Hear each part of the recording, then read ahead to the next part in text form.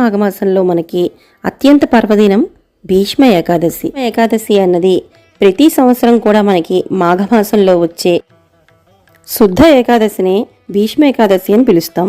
మహాభారత యుద్ధంలో అర్జునుడు కొట్టిన బాణాలకు భీష్ముడు అంతవరకు అంపశయ్యపై ఉండి ఉత్తరాయణం ప్రవేశించిన పుణ్యకాలంలో ఈ మాఘమాసంలో వచ్చే ఏకాదశి రోజు తన శరీరాన్ని విడిచి స్వర్గానికి వెళ్ళాడు.